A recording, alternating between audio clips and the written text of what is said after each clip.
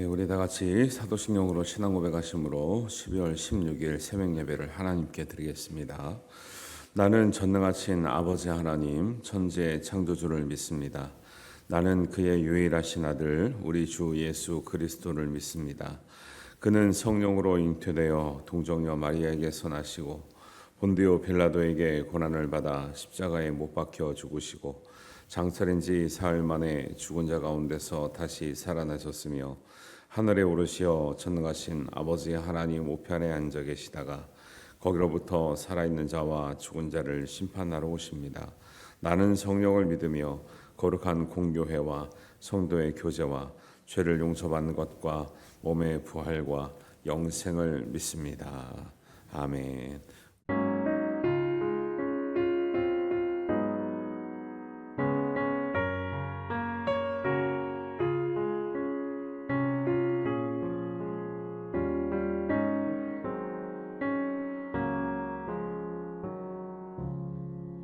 주 예수보다 더 귀한 것은 없네. 이 세상 누기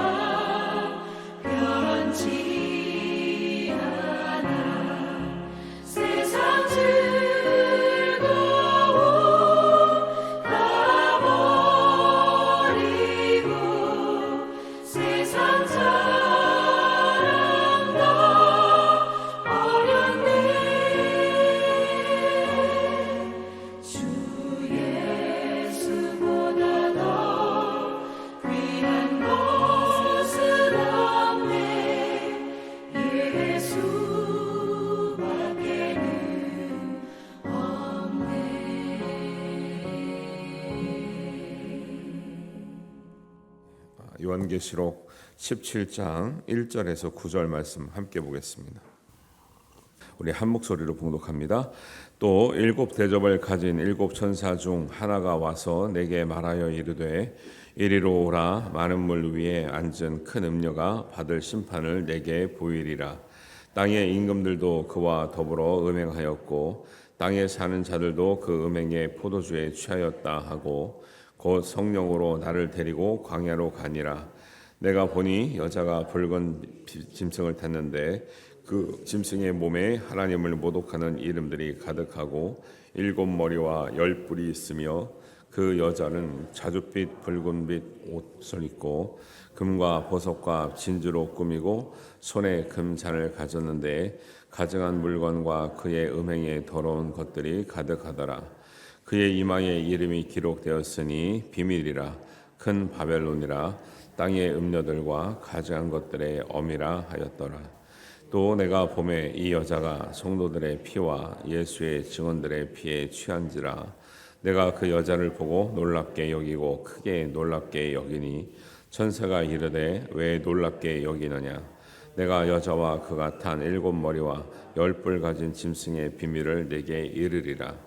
내가 본 짐승은 전에 있었다가 지금은 없으나 장차 무적행으로부터 올라와 멸망으로 들어갈 자니 땅에 사는 자들로서 창세 이후로 그 이름이 생명책에 기록되지 못한 자들이 이전에 있었다가 지금은 없으나 장차 나올 짐승을 보고 놀랍게 여기리라. 지혜 있는 뜻이 여기 있으니 그 일곱 머리는 여자가 앉은 일곱 산이요. 네, 9절까지. 오늘 연계시록 17장 하는데요. 16장은 이제 주말에 지나갔는데 16장 간단하게 말씀을 집어드리고, 왜냐하면 지금 다 세세하게 하고 있는데 안 한 장이 있으면 또 이건 뭔 뜻인가 이런 이제 마음이 있기 때문에 16장은 이제 그 요한계시록에 7가지 종류의 이제 3가지 종류의 이제 재앙이 있는데 각각의 7가지 이제 7 봉인 또 7 나팔 7 대접의 이제 재앙들이 나와요. 근데 그거는 이제 7 봉인은 사람의 형편이 굉장히 어려워지는 상황을 말씀하고 있고 7 나팔은 자연의 상황이 굉장히 어려워지는, 그때는 부분적인 해를 당한다 그랬어요. 3분의 1이 어떻게 되고 이렇게 나와요. 근데 마지막으로 7 대접이 마지막 진노인데 여기는 자연 환경이 굉장히 심각하게 파괴되는 이렇게 나오는 징조가 16장에 1대접부터 7대접까지 계속 나오는데, 예를 들면 짐승의 1대접은 짐승의 표를 받는 자에게 독한 종기가 생기고 2대접은 바다 생물이 전멸하고 3대접은 강과 물이 근원이 피로 변하고 4대접은 해가 불러 사람이 태워지고 막 이런 식으로 쭉 나와요. 근데 중요한 거는 여기에 우리는 이런 걸 보면서 이제 예를 들면 좀 잘못 이야기하거나 이상하게 가르치는 데는 자꾸 그 진노에 초점을 맞춰요. 지금도 심각하게 자연이 훼손된 데가 많잖아요. 그러니까 지금이 지금 7대접 때다, 아니면 봉인 때다, 아니면 셋째 대접이 뒤집어졌다, 자꾸 이런 식으로 그 재앙을 강조하거든요. 물론 경각심을 가져야 되는데 성경의 16장의 중심은 그게 아니고, 예를 들면 4대접을 봤을 때 해가 불로 태워져도 사람들이 회개하지 않는다는 거예요. 사람들이 자연이 이렇게 훼손되는 걸 보고 어려움을 당하면 야, 하나님이 우리에게 뭔가 경고의 메시지를 주고 있구나 해서 우리가 잘못한 건 없는가를 돌아보는 게 초점이 있어야 되는데, 이상하게 가르치는 이 집단들은 뭐냐면 자꾸 우리를 지금 몇째 대접이니까 지금 마지막 때가 얼마 안 남았다, 자꾸 이걸 강조하는 거예요. 그게 아니라 이런 걸 볼수록 우리가 얼마나 의도하지는 않았지만은 우리가 문명의 발달을 겪으면서 세상을 우리가 파괴하면서 살아가고 있는지에 대한 자성을 하고 우리가 회개를 해서 하나님의 말씀하시는 본질로 돌아와서, 하나님은 예를 들면은 우리가 우주까지는 다스리지 못하지만 우리에게 맡겨주신 이 환경이나 자연이나 이 지구를 잘 돌보면서 살기를 원하시겠어요? 우리가 마음대로 써가지고 그냥 하나도 없애가지고 땅 다 파먹고 막 나무 다 베어버리고 살기를 원하시겠어요? 보존하시기를 원하시겠죠. 우리가 못한 게 있으면 야, 우리가 못하다 보니까 심각하구나 깨닫고 더불어 자연도 잘 다스리며 살기를 원하는 거죠. 근데 이런 심각한 일들이 있어도 4대접이나 5대접이나 할 때 사람들이 나오는 게 뭐냐면 사람들이 하나님만 비방하고 회개하지를 않는다라는 거예요. 예를 들면 막 재앙이 있어요. 그러면 야, 하나님 우리를 막 뭐 벌 주시나 봐. 아, 하나님 이러실 수 있어? 하나님이 말이야 우리를 뭐 사랑한다더니 버려셨구만. 이런 쓰잘데기 없는 소리만 하지 진짜 자기가 회개할 일은 안 하더라는 거예요. 그래서 16장을 보시면 16장 15절이 핵심이에요. 핵심. 16장 15절이 뭐라고 나오냐면 보라 내가 도둑같이 오리니 누구든지 깨어 자기 옷을 지켜 벌거벗고 다니지 아니하며 자기의 부끄러움을 보이지 않는 자는 복이 있도다. 이게 중심이에요. 이게. 그래서 진노에 집중하지 말고 진노를 보면서 내 신앙, 내 믿음이 올바로 서 있는가를 점검하는 게 핵심이다라는 거죠. 14만 4천이 7장에도 나오고 14장에도 나온다 그랬는데 그거 할 때 제가 뭘 강조했습니까? 14만 4천의 숫자에 집중하지 말고 내가 어떠한 사람이 돼야 마땅한지를 점검하는 게 중요하다 그랬죠. 그래서 14만 4천 따라다니는 사람 어떤 사람이 그랬어요? 순결하고 순종하고 그 다음에 순수한 사람이라 그랬잖아요. 어린 양이 어디를 가든지 그 길을 따라가며 우리가 어린 양이 어디를 가든지 따라가는 사람이 되면 된다니까요. 예, 이런 데 초점이 있지 이 엉뚱하게 가르치는 사람들은 이게 자꾸 이상한 데 초점을 맞춰가지고 사람들을 공포로 몰아넣고 두렵게 하고 다른 거 못하게 하고 안 해도 되는 것처럼 거룩하고 회개하는 데는 관심이 없고 우리가 모여서 그냥 특별하다는 것 그냥 마치 곧 망할 것처럼 이렇게 이게 말하는데 망할 때 망하더라도 그렇게 말하는 게 옳지가 않다 이런 거예요. 그러니까 그렇게 말하니까 자꾸 따라가잖아요. 그래서 이제 요한계시록 12장부터 18장은 마지막 때 있을 영적 전쟁이 치열한 이야기를 하고 있는 거죠. 그러니까 그 상징적인 이야기가 많이 나오면서 오늘 17장에는 큰 음녀에게 내릴 심판에 관해서 말하는데 17장 큰 음녀는 상징적으로는 이 당시에 이제 나오잖아요. 5절에 큰 바벨론이다라는 거죠. 왜? 바벨론에 의해서 많은 나라들이 망했거든요. 그리고 바벨론은 이 포로들을 잡아가면은 뭐 이렇게 융화 정책도 썼지만 하여튼간에 바벨론이 그 전에는 메데라는 나라가 있었고 그 전에는 아수르라는 나라가 있었고 그 전에는 뭐 애굽도 강했고 막 그랬잖아요. 그러니까 이런 여러 나라를 지나가는 걸 보면서 이 당시에 가장 경험했던 제일 센 나라는 뭐냐면 바벨론이나 로마를 얘기해요. 로마가 세계를 지배할 때는 진짜 어떻게 그 작은 로마 이탈리아의 그 나라가 그 넓은 대륙을 정말 정복했는지 상상할 수 없는 정말 여러분 이제 보세요. 로마가 이제 인터넷 같은 데 보면은 이제 로마가 지배했던 나라를 보세요. 야, 거기 뭐 로마를 중심으로 거의 뭐 지구의 반을 다 다스렸거든요. 어떻게 그렇게 멀리까지 가가지고 그렇게 했는지 모르겠거든요. 그러니까 이 당시에 지금도 미국이 너무 강해 보이잖아요. 미군이 안 들어가는 나라가 없어요. 왜냐하면 우호적인 나라들은. 그러니까 지금도 그런데 옛날에 로마를 봤을 때 바벨론을 봤을 때는 이게 어마어마한 거죠. 어마어마한 거죠. 그러니까 근데 그 나라가 이제 하나님을 섬기지 않고 우상을 섬기고 막 이러니까 봤을 때는 그게 음녀라고 말할 수밖에 없는 거죠. 왜 이제 성경에서 우상 숭배 음행했다라는 거는 다 이제 우상 숭배를 했을 때 그렇게 얘기를 하는 거거든요. 하나님을 믿지 않고 하나님 섬기지 않고 다른 종교를 섬길 때. 근데 이상하게요. 다른 종교는 꼭 제사를 지내고 하면서 제사장들이 음란해, 이상해. 왜 그런지 모르겠어. 아니 종교 생활하면 종교 생활이 좀 거룩하게 해야 될 거 아니에요. 좀 경건하게 해야 될 거 아니에요. 근데 이 당시에는 꼭 다른 제사를 드리거나 하나님 안 믿는 이방 종교들은 제사장들이 꼭 이렇게 제사를 지낼 때도 그리고 그냥 상징적으로 보여지는 것도 그렇고 그 제사장 신전에 있는 밑에는 막 창기들이 집이 있어가지고 제사를 지내러 오는 남자들이 다 그렇게 지내면서 그것이 제2의식의 하나인 것처럼 자꾸 얘기를 하니까 얼마나 음란합니까?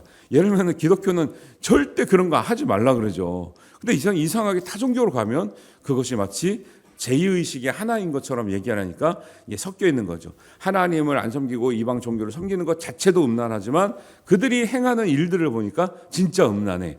그래서 자꾸 음행을 행한다, 음녀다 이렇게 얘기하는 것들이 쭉 나오는 거죠. 17장에 보면 큰 음녀의 특징이 나오는데 중요한 거는 일단 큰 음녀는 결국 어떻게 된다는 거예요. 1절에 보니까 큰 음녀가 심판을 받는다라는 거예요.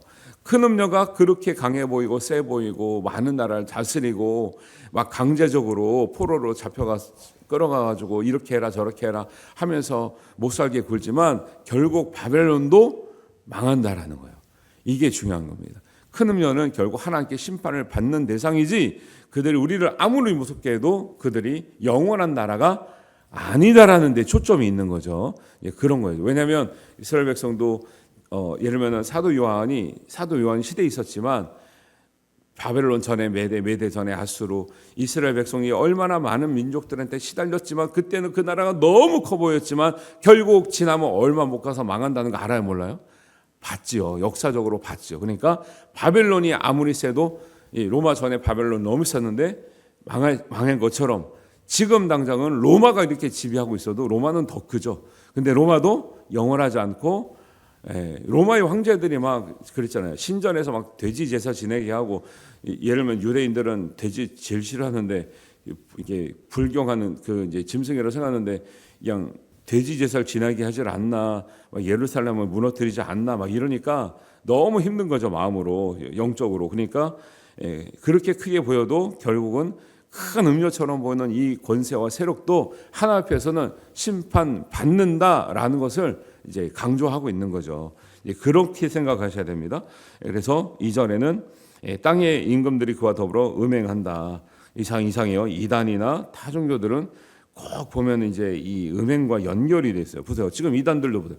다들 뭐 돈 문제, 여자 문제 없는 데가 없죠. 이상하죠. 왜 이단들은 뭐 지네들이 하나님이라고 그러면서 막 하면서 왜 이렇게 더럽게 살까요? 이상한 거예요, 그거. 그 제정신이 아닌 거죠. 그 정상적인 종교면 그럴 수가 없는 거죠. 근데 그렇게 살면서도 지네가 하나님이라. 그리고 하나님이 그렇게 더럽단 말이에요. 말도 안 되는 소리 하는 거니까 이게 신성 모독이라니까요. 여기에 큰 음녀들의 몸과 7머리에 10뿔에 3절에 보니까 하나님을 모독하는 이름들이 가득하대요.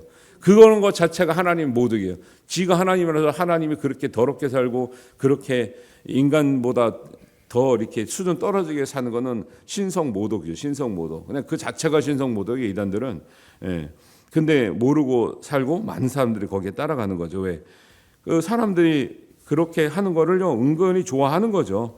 심성 속에.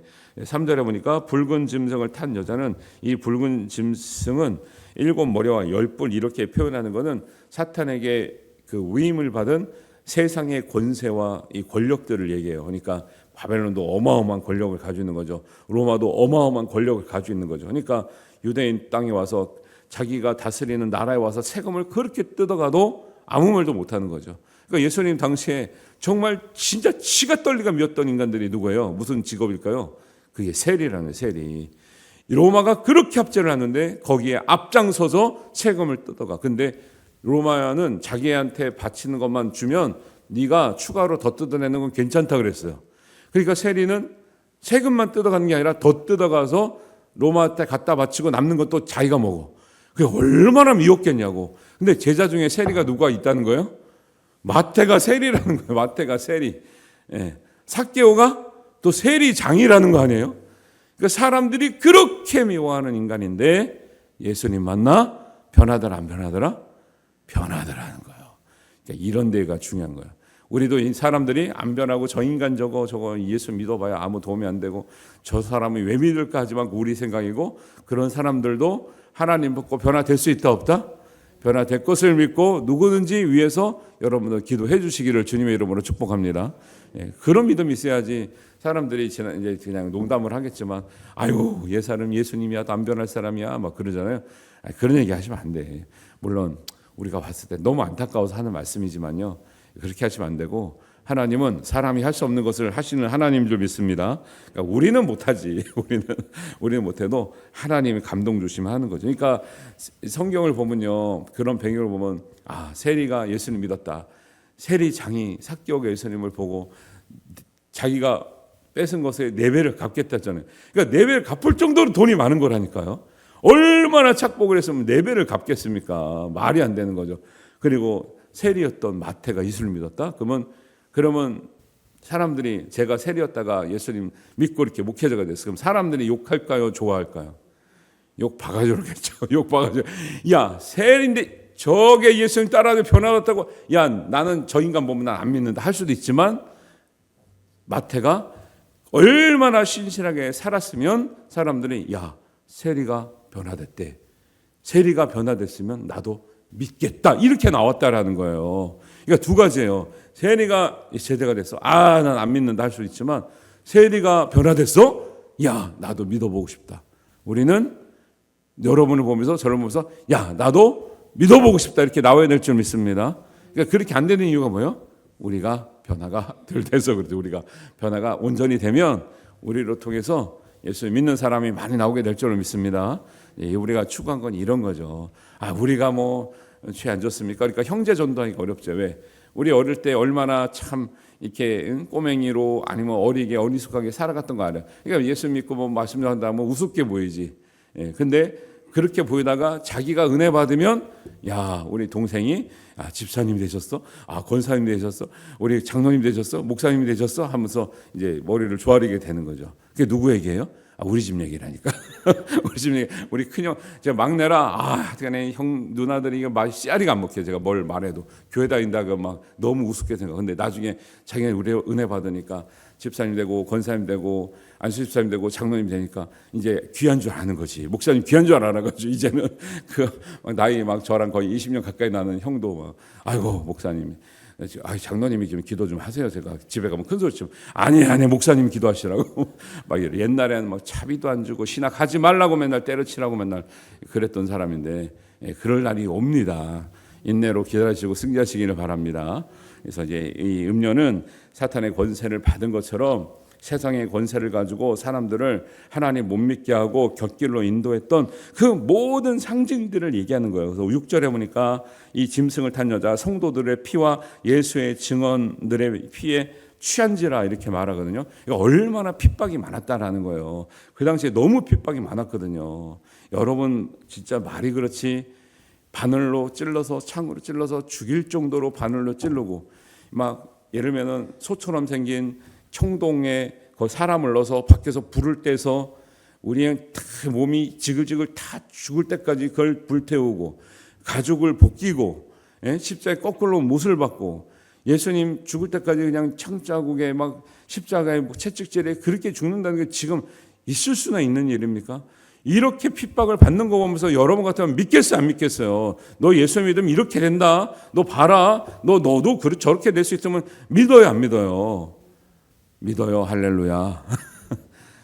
이런 걸 보면서 사도 요한이 얼마나 이 시대가 큰 음료처럼 보일 것이고, 얼마나 큰 짐승처럼 보일 것이고, 큰 용처럼 붉은 짐승을 탄 음료처럼 보인다라는 거죠. 그런 환상을 또 보았고, 이런 이야기를 하는 거지. 이게 지금 뭐 예를 들면 뭐 트럼프다, 아니면 뭐 옛날에 후센이다, 이렇게 찍어내는 게 중요한 게 아니라니까요. 근데 그런 일을 오늘날도 하고 있는 인간이 있으면 비판을 받겠지만, 이거를 자꾸 어디다 하나에 딱 갖다 붙여가지고 이게 뭐 무슨 어느 나라다, 누구다, 어느 대통령이다, 무슨 왕이다 이렇게 말할 수 없는 거예요.